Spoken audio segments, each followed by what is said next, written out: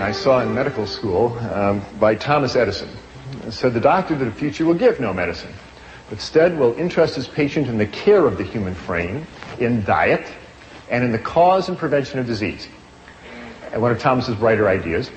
And when I saw this quote in medical school, I just passed it right on by. I went to the University of Illinois College of Medicine in Chicago, and I was so into becoming a real doctor, and real doctors do real doctor things. They deliver babies, they fix broken arms, they sew up lacerations. That's what real doctors do. And diet was boring stuff. And nutrition, yeah, you send them down to the dietitian, and they figure out a 2,000 calorie diet, and don't bother me. And that's how I practiced medicine for the first 8 or 10 years of my career. Well, I have soon, or I have late, come to realize how important what we eat really is in the creation and prevention of so many of the diseases that we see today. And I'll tell you how I came to those realizations. Now, the North American diet has changed. This is not going to be a technical lecture, but I did want to show you this one graph because there are some very significant lines here. The two top lines, the lavender line and the yellow line, are the amount of plant-based foods that are consumed in the United States and in Canada as well. And this is back in 1909.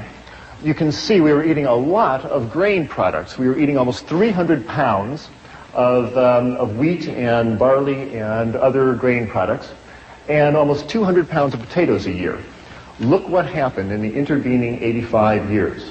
Our consumption of wheat and grain products have fallen to half of their 1909 level, and our potato consumption has fallen to half of their 1909 level. Look what happened to the amount of flesh foods that we are eating. The amount of milk we consume has more than doubled. Our beef consumption's gone up by 50%, and our chicken consumption's gone up by 280%. We are eating a tremendous amount of animal flesh, and we have essentially exchanged a plant-based diet for a meat-based diet. And the results have been just disastrous for both our health and the environment. Consider how much animal flesh most North Americans eat. In their lifetime, the average meat-eating American is going to eat 15 cows. Going to eat 24 hogs, eat 12 sheep. She will eat 900 chickens and 1,000 pounds of assorted animals that either swam in the water or flew in the air. That is a tremendous amount of animal flesh to be pouring through the human bloodstream year after year. No wonder we wind up with clogged arteries and high blood pressure and cancers and a lot of other diseases, and I'll show you how those two are related. Let's talk about the health effects of an animal-based diet. Here it is, the great American dietary catastrophe in all its glory. I grew up thinking this is good food. What's for lunch, Mom? Oh, I got something good for you, son, she'd say. And she would give me some food like this. And my mother didn't know, and your mother didn't know.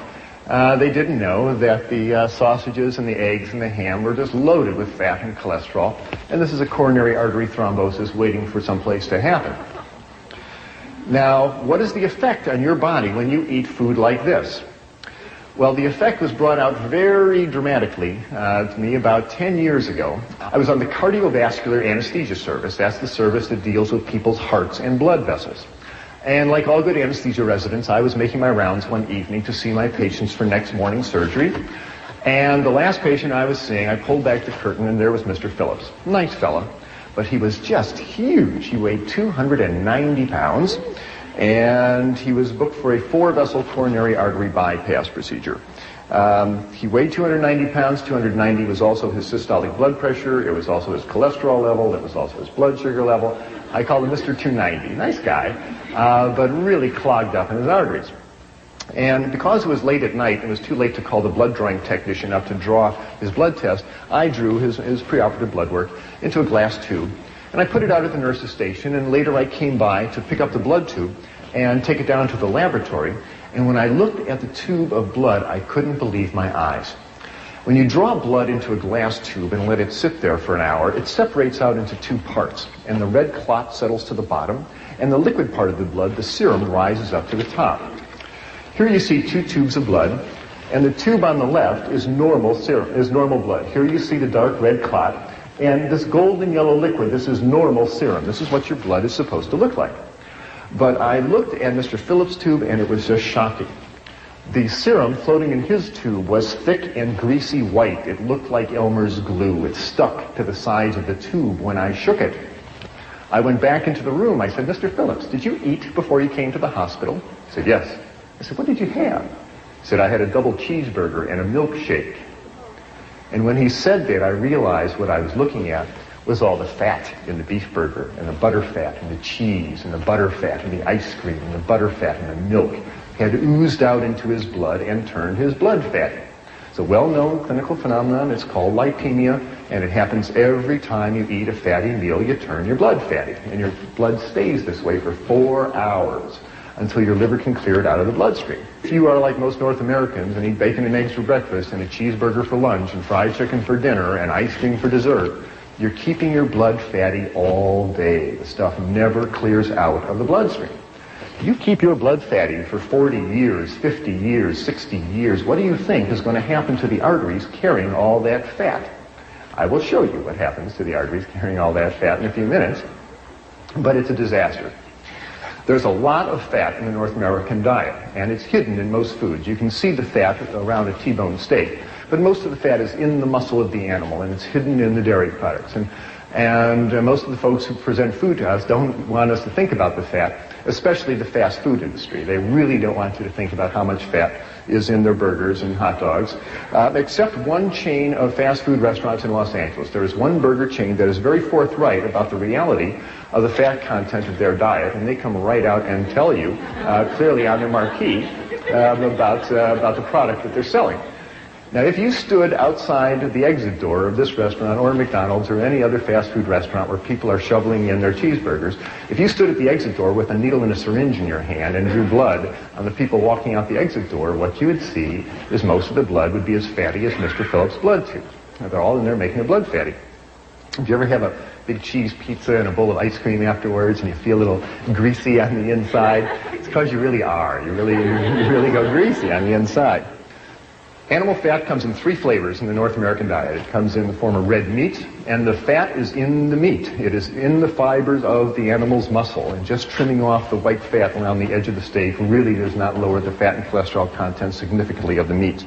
So red meat is the #1 source of fat and cholesterol in the North American diet.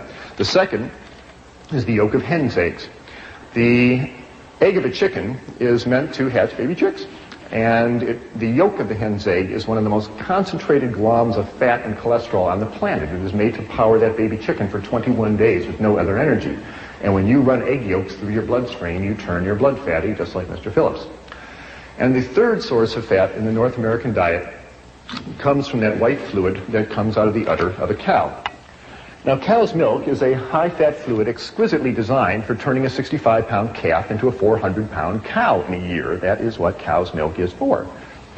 Now, whole milk has a butterfat content of 3%. That's the cream that rises up to the top. And you drink a 3% solution of butterfat, you're going to turn your blood fatty, as will a 2 and 1% solution of butterfat. But at the dairy, the butterfat is skimmed off and they concentrate it into huge vats, half the size of this room. And they concentrate the fat to 50, 60, 80, 90% fat. This stuff is so thick you can walk across it. Why do they do that? Well, they do that so you will buy it and eat it. The butterfat is mixed up with air until it hardens into chunks called butter. The butterfat is mixed with sugar and frozen and sold as ice cream. The butterfat is mixed up with cocoa powder and sugar and sold as milk chocolate.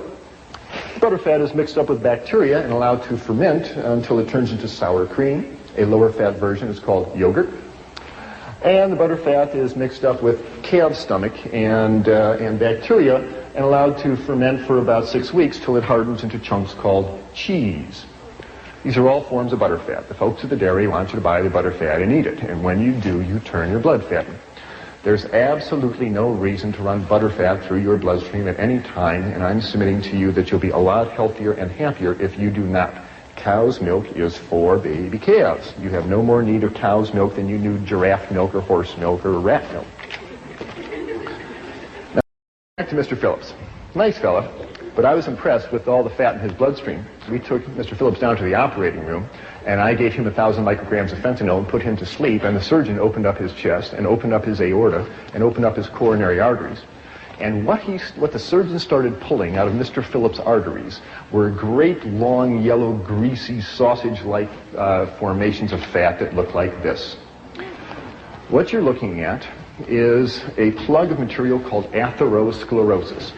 And this is the plug of fat that built up in a man's arteries. The artery was a tube coming out at you from the screen. The artery wall has been cut away, and you're just looking at the fat that built up. It started around the edge of the blood vessel and started moving in on the blood flow channel as the years went by. And the blood flow channel got smaller and smaller and smaller till only this dark red spot was left for the blood flow to come through. And when a clot formed here, it stopped the blood flow completely through that artery. And because it happened in this man's right coronary artery, it stopped the blood flow to his heart and bought him a ticket to the autopsy table. This is the #1 cause of death of people in North America. Every 30 seconds on this continent, Canada included, somebody grabs their chest and falls over with a heart attack. This is animal fat clogging up the arteries. When you send this material down to the pathologist and you ask him to analyze it, the report always comes back the same: saturated fat and cholesterol. It's animal fat. The pathology report never, ever, ever contains the words remnants of broccoli, rice, and tofu. It's animal fat. The good news is when you stop running animal fat through your bloodstream, this stuff melts away. This stuff will come off the artery walls, and arteries can open up. And Dr. Dean Ornish in California and Dr. John McDougall and a number of other physicians are now routinely reversing atherosclerosis, having people cancel their coronary artery bypass surgery because they changed their diet and their arteries have opened up. That's the good news. Here is the process happening. Here are 6 arteries coming out at you from the screen. The dark red circle is the artery wall. The pink material is the atherosclerotic material clogging the artery. The white spot is the blood flow channel, which is getting smaller and smaller and smaller. Any organ dependent upon this blood vessel for its blood flow is in trouble. Fortunately, it's a reversible disease. This atherosclerotic material clogs arteries all over the body. It's just a matter of which artery to which organ clogs up first that gives you the symptoms. If the yellow atherosclerotic fat builds up in an artery going up to the brain, you will suffer a stroke. If it clogs an artery going to your kidney, you'll suffer kidney failure or high blood pressure. If the atherosclerotic material accumulates on the walls of large blood vessels like the aorta that takes blood from the heart down to the abdomen and legs, the artery walls become damaged and weaken. They lose their strength. And the high pressure in the blood vessel causes the artery to balloon out, forming an aneurysm, which can then rupture, leading to emergency surgery or death. If the yellow atherosclerotic material clogs up an artery going to a loop of intestine, the general surgeon will open your abdomen and remove that loop of bowel. If the atherosclerotic material clogs up an artery going to a toe or foot, you will watch that toe or foot turn dark and gangrenous, and you'll sign permission forms for amputation. And if the atherosclerotic material clogs an artery going to the heart, you will suffer crushing chest pain when you walk, called angina pectoris. Or if it clogs the blood flow completely and damages the heart muscle, that is a heart attack. People, this is all the same disease. We are talking about animal fat essentially clogging up the arteries throughout the body, and it's the #1 cause of death and disability in North America. And this is essentially a disease of people who eat animals and the products made from animals. You almost never see these diseases in pure vegetarians. And William Costelli, the doctor who runs the Framingham Heart Study, says he has never seen a heart attack in anybody with a cholesterol below 150, and there's good reason for that. Why does this happen? Because all fats are not created equal. There's a fundamental difference between animal fats and plant oils. Animal fats contain cholesterol. No plant food contains cholesterol in any significant amount. It is an animal product. And very importantly, animal fats are highly saturated. They've got lots of hydrogen atoms hanging on them, and that makes animal fats very stiff. In fact, animal fats are solid at body temperature. If you're in a kitchen on a summer day and you've got a piece of T-bone steak on the counter and it's 98.6 degrees out, the same as your body temperature, the fat on that beefsteak is solid. It's a nice white chunk sitting there. If you have a bottle of olive oil on the same table at that same temperature, it's liquid at that same body temperature. I don't know about you, but I don't want to eat any fat that is solid at my body temperature because it's going to start clogging up my arteries. And that's the beauty of plant oils. They're liquid at your body temperature. They really don't cling to your arteries. Animal fats contain a substance called arachidonic acid. And arachidonic acid stimulates the creation in the body of a substance called prostaglandin 2. And prostaglandin sets off lots of inflammatory reactions in the body that can irritate the blood vessels, perhaps contributing to atherosclerosis. It may well cause a lot of inflammatory reactions in the joints, the skin, the bronchial membranes, and other places. Plant oils have a substance called linoleic acid, and that gives rise to substances called prostaglandin 1 and 3, and these are natural anti-inflammatories. They soothe inflammation in the body. So people who are on more vegetarian diets have much less problem with inflammatory diseases. Fundamental difference. You have no need to take animal fats into your bodies at all, and I really suggest you meet all your fat needs, and we need about 50 grams of fat a day. Get it from plant oils. You find it in grains have oils, legumes have oils, nuts, seeds. There's lots of oils available in the plant kingdom. That's where you should meet your oil needs, not from the fat of animals.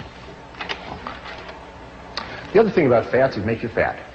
Animal fats stick to you. When you eat fats of animals, those fats wash through your bloodstream, and as they cross as they flow through your fat stores under your skin, they stick there. You've got fat cells looking for pre-made fats, and you eat the fat of animals, they stick there. What you see hanging on this man's abdomen really isn't even his fat. That is the fat of all the cows and pigs and chickens and ducks and turkeys and other slow animals that were walking past his table when he had a fork in his hand. Not his fat. The good news is, if he changes his diet and starts eating rice and vegetables and good plant-based foods, this stuff melts away, and people get leaner. It certainly happened to me. Remember the old nursery rhyme of Jack Sprat, "If he eat no fat, his wife could eat no lean"? You always see Jack portrayed as a lean fella because he ate no animal fats. Mrs. Sprat's always seen sitting down. She has a hard time getting up. Her knees hurt her, her blood pressure goes up, her diabetes gets out of control, so she's usually sitting down. The lesson of Jack Sprat was certainly not lost on me, because back in the operating room in Vancouver, here I was, and now I'm the anesthetist, and I'm standing at the head of the table looking down into the surgical wound, and I'm seeing all this fat in these people's arteries. And I did most of my growing up on a dairy farm in Wisconsin. I've been milking cows since I was 6 and driving tractors since I was 8. And not only was Mr. Phillips eating all these animals, but so was Dr. Klaper. And I was eating cheese and chickens and various other slow animals, and I was getting concerned. Not only should my patients not run all that fat to their bloodstream, but this old doc shouldn't either. So I said to myself, if you don't have to run all this fat to your bloodstream, must you? What is the nutrients in meats and dairy products that if you don't eat them, you're going to be deficient of? So I opened up my books on biochemistry and physiology and nutrition, and guess what I found? There is absolutely no nutrient, no protein, no vitamin, no mineral, no nothing found in meats and dairy products that you cannot obtain on a plant-based foods. Consider the biggest animals on the planet, elephants and buffaloes and giraffes. These are vegetarian animals. They grow to thousands of pounds of muscle and bone without ever eating cheeseburgers and pepperoni pizzas. We can do the same. We can certainly build our 140 pounds or whatever it is you need to build in your body. The human body has absolutely no nutritional requirements for animal flesh. If you open up Harrison's textbook of internal medicine, you will find no disease listed acute cow flesh deficiency. Okay? There is no chronic chicken flesh deficiency. There is no such disease because we have no need for these substances whatsoever. Animal fats, they clog you up and they make you fat. 2 good reasons not to eat them. Here's a couple of more. It seems to be fairly clear as study after study comes out that if you are eating large amounts of fats in your diet, you are significantly raising your risk for cancer.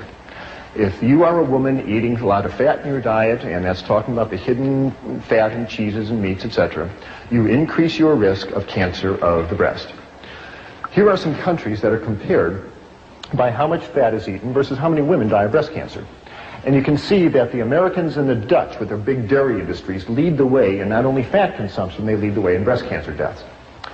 Thailand is a Buddhist country. They eat very little meat and dairy products, and breast cancers are so rare there, if you find a case of it, you report it at Grand Rounds. This seems to be a disease of diet, of a high-fat diet. If I were a woman with breasts and I wanted to decrease my chances of getting breast cancer, I would get the fat out of my diet. And that includes excessive amounts of vegetable oil. You need a little bit of vegetable oil, but you don't want to slather 2 cups of corn oil over your spaghetti for any reason.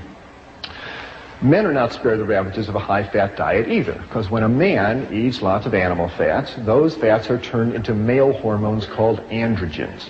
And androgens stimulate the prostate gland to get big. In our society, when a man reaches 60 or 70 and his prostate gland gets big, his doctor puts his arm around the patient and says, well, George, that's just part of getting old, your prostate gland's getting big. No, it's not. That's 70 years of running androgen through that prostate gland. No wonder that gland gets big, and prostate cancer is the #1 killer of men. And if you compare countries of the world versus how much fat is eaten and how much men die of prostate cancer, sorts out just the same way. The more fat that is eaten in the country, the more the men die of prostate cancer. And again, it's a very rare disease in Thailand, where people eat rice and vegetables and traditional foods. So, animal fats. They clog you up, they make you fat, and they increase your risk for a number of types of cancers.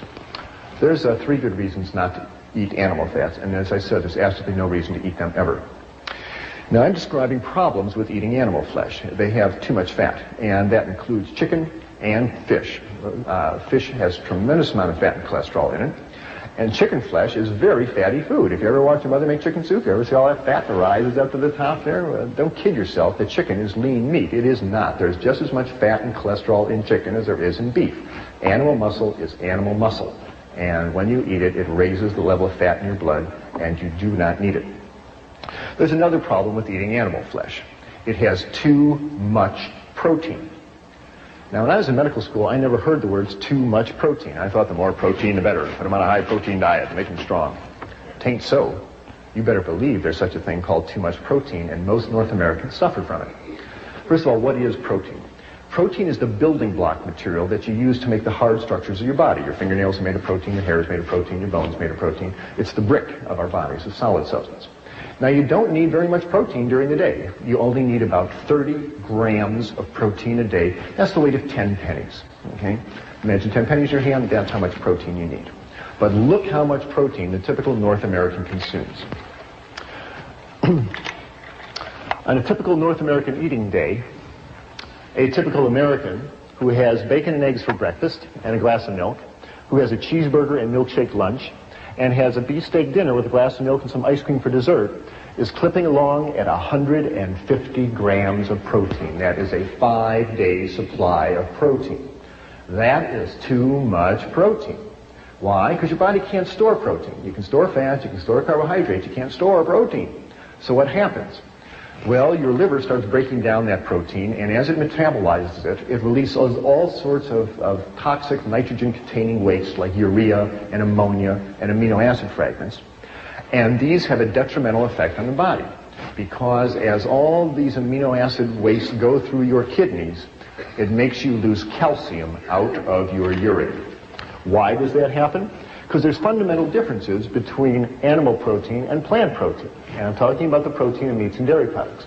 Animal proteins contains amino acids that have sulfur, and sulfur makes extra acid in the body. And as acids wash through the bone, they dissolve calcium out of the bones. Plants have much less acid. Animal protein is very concentrated. The muscle of an animal is the most concentrated protein on the planet, and so there's a big bolt of protein that goes into your bloodstream as soon as you eat it. Plant protein is mixed up with fiber. When you eat whole grain rice or whole grain barley, it takes hours for that to be absorbed into your bloodstream. The absorption time is much, much slower. So the less acid nature of plant protein and its slower absorption rate means it's much gentler in the body, and it doesn't pull calcium out of your body. That's a very significant phenomenon. The phenomenon of protein pulling calcium out of your body is appropriately called protein-induced hypercalciuria, too much calcium going out in the urine. What I'm saying is, and it's well documented, when you eat a big bolt of animal protein, whether it be red meat or chicken or fish or even milk, the acid nature of the protein washes through the bones, dissolves the calcium, which then goes out in the urine. And what I'm telling you is that every time you eat a piece of chicken, and every time you eat a piece of fish, ladies, for the next 3 or 4 hours, you urinate calcium out of your body down the toilet. And the investigators who've documented this many times clearly say that high protein diets cause a negative calcium balance, even in the presence of more than adequate dietary calcium. Even if you are taking calcium tablets and drinking milk, protein is such a potent yanker-outer of calcium out of your body that you will not be able to keep up with the calcium loss. Does that ring a bell with anybody? It did with the investigators. They said that osteoporosis, thin, crumbly bones that fracture easily, would seem to be an inevitable outcome of continued consumption of a high-protein diet. In our society, we are told that the cause of osteoporosis is not chewing up enough calcium tablets or not drinking enough cow's milk. And you're really told to believe this. There's a lot of medical evidence that says this just is not so. And this was clearly shown, I feel, in a study that was released by Cornell University recently, done by Dr. Colin Campbell, where they investigated thousands of people in the Republic of China. And they found that in this country, essentially osteoporosis is unheard of. They don't get osteoporosis. And women make it into their 80s, having nursed 5 children, and they have nice, strong bones. And yet here is a country that consumes essentially no dairy products. The milk isn't available, the cows aren't available, the refrigeration isn't available. They get all their calcium out of grains and greens and fruits and vegetables, and they don't get osteoporosis because they are eating grains and vegetables, and it doesn't make them urinate out their calcium. But it's been clearly shown as the Chinese folks move to the cities, get more affluent, and start eating more meat in their diet, they start losing calcium, and then the osteoporosis appears. It's really becoming apparent that osteoporosis seems to be not so much a disease of calcium deficiency, it's a disease of protein excess. You see osteoporosis in the countries that consume the most protein. In the United States, in Scandinavia, in Europe, and in Australia. That's where you see osteoporosis. You don't see it in China, you don't see it in rural South America, you don't see it in rural Asia, where people are eating grains and vegetables. And I'll tell you, dairy products are no protection against osteoporosis because the Americans and the Canadians and Scandinavians are the people who drink more milk and eat more cheese than anybody else on planet Earth, and they have the worst osteoporosis on the planet. And if dairy products protected you from osteoporosis, you wouldn't see it in North America. And you see just the opposite. Because there's so much protein in dairy products that it actually puts you in negative calcium balance, makes you urinate out your calcium. And Dr. Recker's study clearly showed this. They gave women 3 8-ounce glasses of milk a day for a year, and they were still in negative calcium balance because there's so much protein in milk. Don't rely on dairy products for your calcium. Get it out of grains and greens and fruits and vegetables, but most important, hold on to your calcium by getting all that chicken and fish flesh out of your kidneys and out of your body and out of your bones.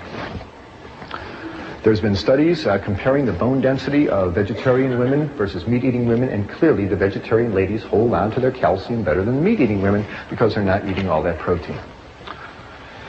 The third problem with the North American diet, outside of having too much fat and too much protein, is that it has very little fiber in it. Plant fiber are the starches and sugars in plant foods that are not absorbed out of the intestine into the bloodstream. They stay in the intestine. They pass through the intestine. These plant fibers draw water into the intestine. They make for a nice soft fecal material, makes for nice normal bowel function. And very importantly, when meat is eaten, and the meat gets down to the colon, the large intestine, the bacteria in the large intestine break down the meat proteins and the bile acids that the liver secretes to digest them, breaks these substances down into cancer-causing substances, into carcinogens called benzopyrene and nitrosamine. And you smear these cancer-causing substances on the inside of your colon for 50 years, 60 years. What do you think is going to set off in there? President Reagan found out the hard way, as 60,000 North Americans do every year. They opened up his colon and found a big fungating cancer of the colon. This is essentially a disease of meat-eating people. You very rarely see this in vegetarian people because they're not smearing all that meat protein on the inside of their colon. Another good reason to consider eliminating animal products from your diet. You will substantially lower your risk of cancer of the colon. Numerous studies have now shown that. Why does all this happen? Good heavens, what a set of catastrophes to fall on you just because you want a cheeseburger for lunch. That doesn't seem fair, does it? Well, to me it seems pretty logical, because our digestive system simply is not that of a mountain lion. We are not carnivores, no matter how you look at it. In fact, if you compare the digestive system of man to a mountain lion and that of a true herbivore like a horse, you find we are far more like the herbivore than the carnivore. If you look at the mountain lion, you'll see that the jaw joint is an up and down vertical hinge. Jaws of your house cat or mountain lions open up and down like a trapdoor. They cannot chew from side to side if they wanted to because their jaw joint won't permit it. Horses, antelope on the other hand, have nice sliding jaw joints that permit them to chew in a rotary motion. And that works very nicely with their flat grinding molar teeth in the back of their lower jaw, which allows them to grind up grains and greens and grasses. That is exactly the same arrangement that you and I have. We have nice sliding jaw joints and flat grinding molar teeth. The back teeth of your house cat or a mountain lion are overlapping shearing fangs for tearing flesh. We really don't have carnivorous teeth. The stomach acid of a mountain lion is 20 times more concentrated than that of either a horse or a man, because mountain lions are digesting flesh, which is protein that needs a lot of acid. These animals are digesting carbohydrates that require a lot less acid to digest. And finally, the mark of the intestine is a very key differentiating point. Whoever designed the mountain lion seemed to know again that when meat sits in the colon, it breaks down into carcinogens. And those cats do not want that meat sitting in the bowel for very long. And on a mountain lion, the intestine is 12 feet and out. It's time to move that stuff right out. That's a mark of a carnivore. The herbivores have the opposite situation. Horses and antelopes and gazelles are chewing up plant fiber all day. Their enzymes need a long time to break down all the plant fiber. So it's in the herbivore's interest to have a great long intestine. The herbivores do, and so do we. If you were the size of a horse, your intestines would be 1.5 times the length of a horse's intestine. We have great long herbivorous intestines, not very much acid in the stomach, flat grinding molar teeth, and sliding jaw joints. We are way more designed like an herbivore than a carnivore. Now, I'm not saying we are complete herbivores, and we do have the ability to digest small amounts of meat, I believe, as an emergency ration to get us through times of famine. But if you eat a diet of all meat, like a mountain lion, you'll die. If you eat a diet of all vegetable products, you'll thrive, and that's been shown throughout history. Now, when I make these comparisons, inevitably somebody points to their canine teeth in their upper jaw and they say, aha, what about these? Why were we given sharp teeth like this if we weren't supposed to be eating meat? To that, I can only reply that these canine teeth in our upper jaw work very well for biting into apples and bananas and potatoes, but they really aren't carnivorous teeth. If you want to see what a set of real carnivorous teeth look like, here they are. Now, if your teeth look like this, you can walk into McDonald's, order 3 Big Macs, say, don't bother to cook them, I'll take them just like they are. But seriously, if you look at the canine teeth on this big cat, compared to the central incisors, you'll see the canines are much longer than the central incisors.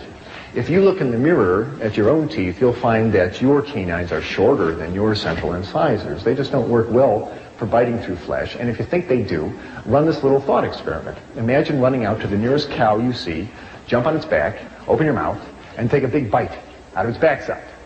Now what are you going to find? You're going to find that your mouth is very small, and that your teeth are very short, and that you can't bite through that animal's hide, let alone its muscle, and you're going to get bounced off that cow and walk away very hungry. So the effects of an animal-based diet on the human digestive system and the human body has just been disastrous. It has led to an epidemic of clogged arteries, of obesity, of cancer of the colon and the breast and the prostate gland, drains calcium out of our bone and gives us high blood pressure. And fats on the body soak up insulin, and insulin is what you need to burn up your blood sugar. And people who are obese frequently have adult-onset diabetes, and they can't handle their blood sugar. As people get leaner, their fat stores go down, that frees up their insulin, and many patients in my practice have their diabetes go away because they get nice and lean and they've got plenty of insulin that works. And this has been my experience in my medical practice. When I saw Mr. Phillips and all that fat in his blood, and I decided to change my diet, wonderful things happened. I learned how to make a couple of good breakfasts and lunches and dinners. And I took a walk every day, and something remarkable happened in my body. First of all, most clearly, a 20-pound spare tire of fat around my waist, which I couldn't shake, even though I was running 5 miles a day. That spare tire in 6 weeks just melted right away, and I started waking up in a nice lean, light body, and it felt great. My cholesterol level dropped down from 220 down to 140. My blood pressure, which had been 150/90, dropped down to 110/70, and it felt wonderful waking up in a nice, lean, light body every day. Well, with that, I knew that there was not only a change in my life, but there was a change in my medical career happening, because there I was learning to be an anesthesiologist, and I was literally spending my day putting people to sleep. And I felt that if I wanted to be a good physician and keep people out of hospitals, it was time to help them wake up. So I had 6 months left in my residency, but I went to the head of anesthesia and said, sir, as much as I enjoy anesthesia, I'm going back to general practice. And I did. And I moved down to Florida, and I opened up a little clinic. But this time I was smart. In the clinic, I put in a little kitchen, because you just can't tell what people not to eat. You got to say, here's what you eat. And I had a vegetarian chef come in, And we showed people twice a week how to cook grains and make salad dressings, and we showed them breakfasts and lunches and dinners. And those people who could eat in that delicious style, and it's delicious, and take a walk every day, noticed the same wonderful changes I did. I'd have them come in the office and step on the scale and get their blood pressure checked. And as the weeks went by, this marvelous downward progression of numbers started showing up on their chart. Their weight would go down by about 2 pounds a week if they were overweight. If they had high blood pressure, the blood pressure would come right on down. If they had high cholesterol, the cholesterol level would come right on down. If they were diabetic, their blood sugars would come right on down to normal. And very happily for me, the dosage of powerful medications I had these people on for their high blood pressure and their diabetes, I could lower them right on down, and in fact, many times, get them off those medications completely, including those for high blood pressure and diabetes, those pills that people are told they must take for the rest of their life. It's not that hard to get someone off high blood pressure pills. Just get all that fat and sodium, which is found in the meats and the dairy products, out of their diet, and most people's high blood pressure comes down to normal. But the best part is, they'd be walking out of the office and they say, you know, doctor, it's nice, my blood pressure's down, it's nice, my cholesterol. You know, the best part, I haven't felt this good in years. I feel light and clean, I got energy, I sleep better, my breath is cleaner, I feel good. And that just warmed this old doctor's heart no end. Medical school never really prepared me for people getting healthy. And yet, there they were, getting healthier right in front of my eyes. It was really exciting to see. Now, the problems that I mentioned with meat, too much fat, too much protein, and no fiber, are common to all meats, whether it be red meat or poultry or fish. Have no illusions. Animal muscle is animal muscle, and they all have too much fat, too much protein, and no fiber. But nowadays, animals are not raised in old McDougall's barnyard out in the sunshine, so there's a whole new set of problems because the animals are raised on factory farms in conditions of tremendous overcrowding. These animals are fed grains that are sprayed with herbicides and pesticides. These are fat-soluble substances. They concentrate in the flesh and the eggs and the milk of the animals. And the largest amount of pesticides and hydrocarbons coming into your diet are not those sprayed on fruits and vegetables. They come in meats and dairy products. And if you want to decrease the amount of pesticides you eat, consider cutting down the amount of animal products you eat. The animals in factory farm systems are fed tremendous amounts of antibiotics. When you feed antibiotics to animals, they grow bigger and they are less prone to infection. And half the antibiotics made in the United States, 30 million pounds of them a year, are fed to animals in their feed.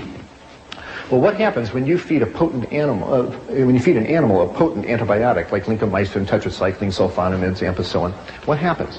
Well, what you do is you kill off the antibiotic, you kill off the bacteria in that animal's intestines that are susceptible to the antibiotic. What do you leave behind? The roughest, toughest antibiotic-resistant bacteria going. And they have names like Salmonella, Shigella, Clostridia. You eat an underdone piece of chicken or burger with Salmonella bacteria on it, you're going to be very sorry. It rips up the lining of your intestine, gives you a bloody diarrhea. If you're an adult, it'll put you in the hospital with an intravenous going. And if you're a child, it'll dehydrate you and kill you. On this continent, over 4 million people every year get sick with salmonella food poisoning, largely from eating poultry and meat. The chicken carcasses are brought into the kitchen and slopped around all over the cutting board, and it contaminates the utensils in the kitchen. And it's becoming a worrisome problem of major, major proportions. Antibiotics can lead to tainted meat. You bet they can, and more people are getting concerned about it. You don't have to give antibiotics to broccoli. You're going to see more and more headlines like this. Here's hundreds of people sick in Illinois from salmonella poisoning in milk. Here are underdone burgers causing salmonella food poisoning. Here's a dreadful one. 400,000 hens and 1 million eggs poisoned with polychlorinated biphenyls. This is an industrial chemical in electrical transformers that, when it's discarded from industry, winds up in the rivers and into the oceans and into the fish, and accumulates in the fish flesh. Do you know that half the Canadian fish flesh is not eaten by people? It's ground up and either made into fertilizer or added to animal feed. And here was a tremendous amount of PCB-contaminated fish flesh that was added to chicken feed, and the chickens ate the PCBs, and it wound up in the meat and in the eggs. People are getting concerned. They say, don't let unsafe food put our lives at risk, for good reason. And these are episodes of contamination by animal-based foods. And so many of your friends who during the year get the flu, it isn't the flu, it's salmonella poisoning.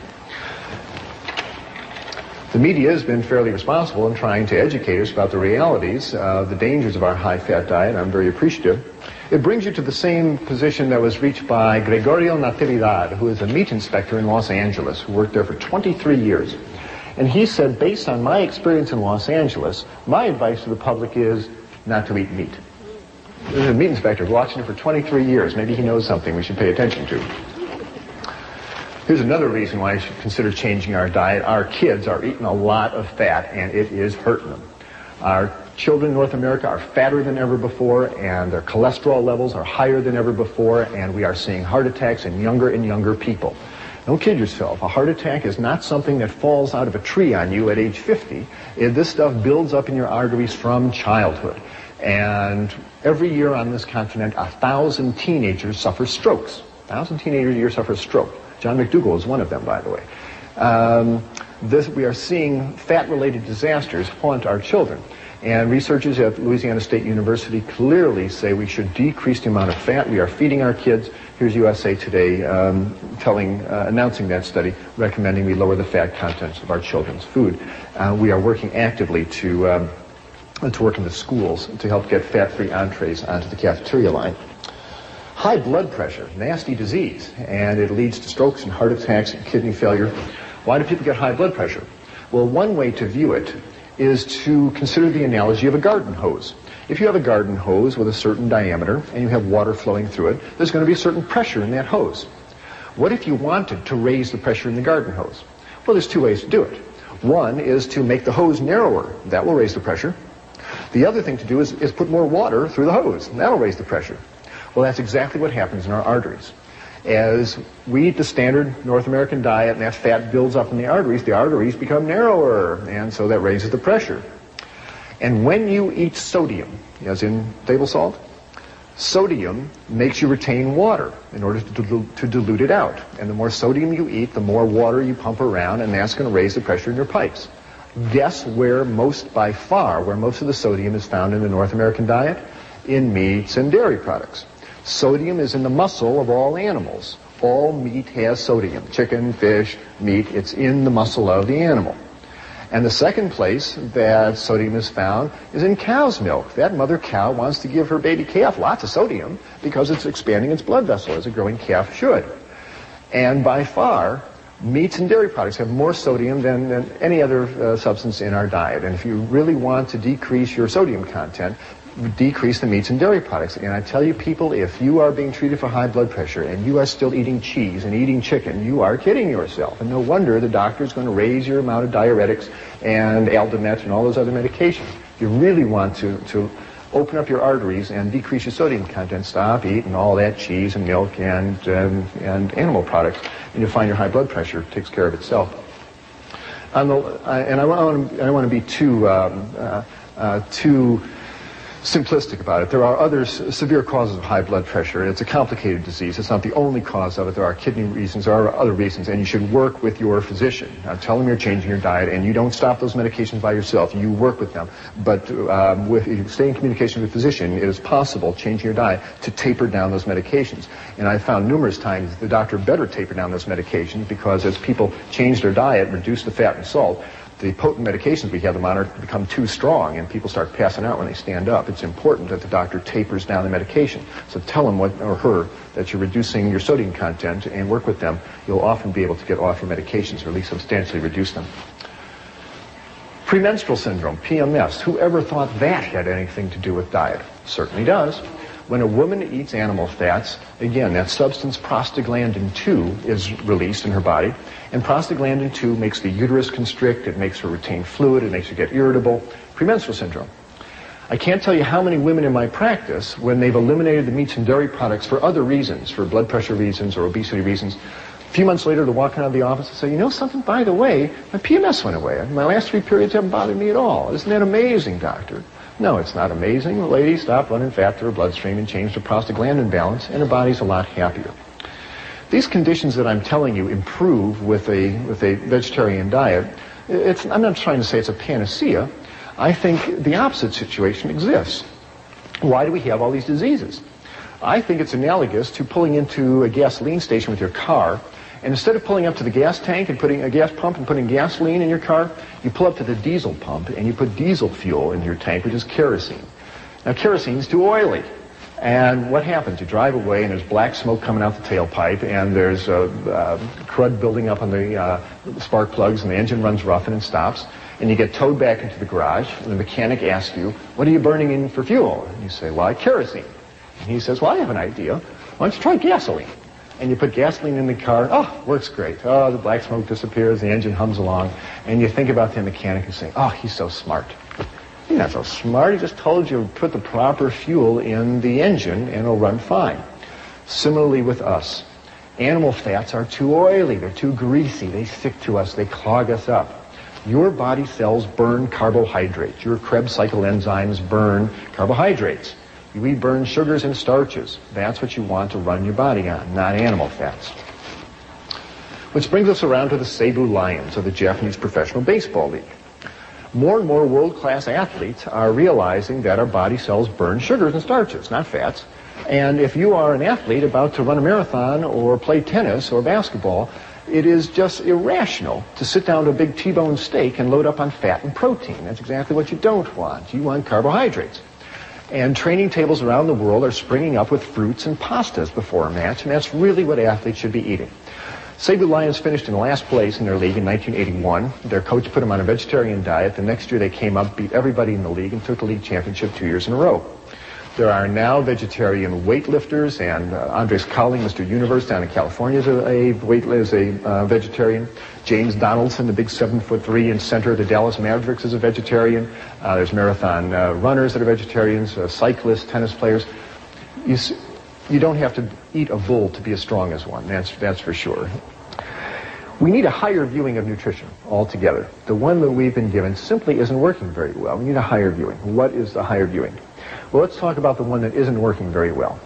If you learn nutrition like I did, you learned it off this silly poster that hangs in grammar school walls all over this country. And it essentially says that food comes in 4 groups and 4 groups only. It comes in the milk group, in the meat group, in the fruit and vegetable group, and the grain group. And you better have some of every group every day, or you risk becoming sick, malnourished, or dead. Subtle message, but it's what the kids are given. It's what I grew up with. Maybe it's what you grew up with. People, let's get real about the basic 4 food group scheme. It was not, repeat, not, handed down to Moses on Mount Sinai with the 10 Commandments carved in stone. The basic 4 food group scheme was invented by the United States Department of Agriculture in 1956 to promote the sale of meat and dairy products. What do you really need to run your human body? Nutrition 101. What do you really need? You need 5 things. It has nothing to do with cheeseburgers and milkshakes. The human body has no nutritional requirement for animal flesh, none. And it functions superbly on a balanced, varied diet of plant-based foods. 5 things you require. Protein, water, vitamins, minerals, and energy. That's what you require. You need a little bit of protein, 30 grams a day. It abounds in grains and legumes and fruits and vegetables. That's no problem getting enough protein. You need 2 quarts of water every day. That's found in the water you drink, the juices you drink, the fruit and vegetables that you eat. That's no problem. You need vitamins and minerals. They are found in green and yellow vegetables. Have a nice salad every day, a couple of carrots. You get all the vitamins that you need and all the minerals. We'll talk about vitamin B12 in a minute. Even that comes from plant-based foods. And you need energy to fire your muscles and make your nerves work. But energy is found in the sugars and starches that are found in fruits and vegetables and starches, and oils that are found in whole grains and avocados and vegetable oils. There's plenty of energy available. It's all you need. Protein, water, vitamins, minerals, and energy, and a little bit of fiber to keep the intestines working normally. But that's an automatic if you're eating whole grains and fruits and vegetables. That's all you need to run your human body, and all of these are found in plant-based foods. You never have to eat an animal if you don't want to. Well, where are you going to get your protein? Perennial question posed to vegetarians. The same place that elephants and buffaloes and giraffes get their protein, you get it out of plant-based food. Grains are loaded with protein. In your diet every day, you need 5% of your calories as protein. Grains are 10% protein. So all the breads that you eat, the dinner grains, rice and barley and millet, have lots of protein. The pastas that are made from whole grains, lots of protein. Legumes, anything that grows in a pod is a legume. Beans, peas, chickpeas, lentils, 25% protein, loaded with protein. Green vegetables. No one ever told me broccoli has lots of protein. It sure does. 15% protein in green vegetables. Nuts are a nice source of protein. People say, oh, I don't want to eat nuts. It makes you fat. Not if you're not running butter fat and cheese and egg yolks through your bloodstream. Have a handful of almonds. It's not going to hurt you, and you can use the calcium and the protein for good advantage. Sprouts are a nice source of protein. So are seeds, sunflower seeds, sesame seeds, pumpkin seeds. Lots of protein available. You cannot consume a calorically adequate 2,000 calorie diet made up of grains and legumes and green vegetables, nuts, sprouts, and seeds without guaranteeing yourself 50 grams of high-grade protein. It's in the plant foods. And you don't have to combine grains with legumes. That whole wise tale that they're incomplete proteins is a myth. All plant proteins are complete in and of themselves. Grains are complete protein, beans are complete protein, greens, well, they're all complete. If you want to combine them, that's nice, but have no protein neurosis that if you don't put tofu spread on your whole wheat bread, that is a waste of time. They're all complete proteins all by themselves. And protein from plant foods do not yank the calcium out of your body the way protein from animal foods do. Where are you going to get your calcium? If you're not drinking milk, get your calcium from the same place cows get their calcium. I mean, think about it. Cows don't drink milk. Where do they get the calcium? They get it from green plants. All green plants have calcium in it, and all the broccoli and collards and kale that you eat. Nuts have calcium, seeds, grains. Calcium's in all plant foods. It's easy to get enough calcium, and again, the important thing is that if you're not eating all this concentrated protein in the chicken and the fish, you'll hold on to your calcium and you'll avoid osteoporosis. By the way, the ethnic group with the worst osteoporosis on the planet are the Eskimos. Eat all that fish, they wind up urinating out the calcium. They dug up an Eskimo skeleton of a lady who died 500 years ago in the ice. She had terrible osteoporosis. So what in the world to eat? Good heavens, he's taken fish away from us and cheese away from us. What is there left to eat? Well, I really think we ought to be basing our diet on grains. Here is a cross-section of a kernel of wheat, but all grains, barley, oats, millet, rye, they're all basically built the same way. Here is the new young wheat plant, and this is the germ, and it's rich in protein and vitamins and minerals and oils, and it's a great source of protein and minerals for us. Here is the starch, the carbohydrate that fuels the little plant. It fuels us just beautifully as well.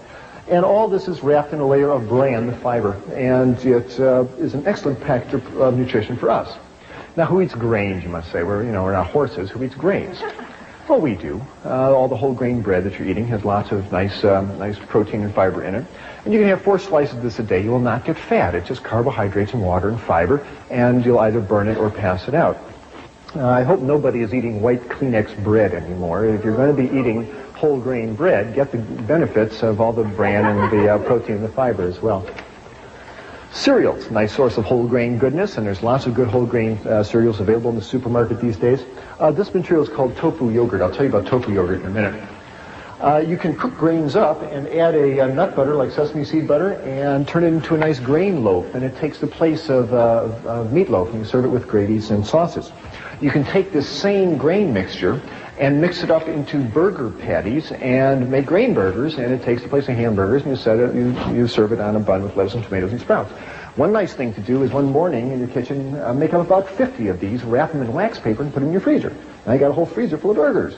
You come time for lunch, whip out a couple, put them in the toaster oven, heat them up, and you got an instant lunch. You don't have to slave over a vegetarian banquet every time. Use your freezer. These foods last a long time. Pastas are a nice source of grain goodness. There's lots of whole grain pastas, corn pastas, oat pastas available these days. Grains can be added to soups. You know, vegetable rice soup, bean and barley soup, wonderful place to get grain goodness into your diet. And a big bowl of this kind of soup and a hunk of dark bread makes a wonderful, nutritious lunch with no cholesterol.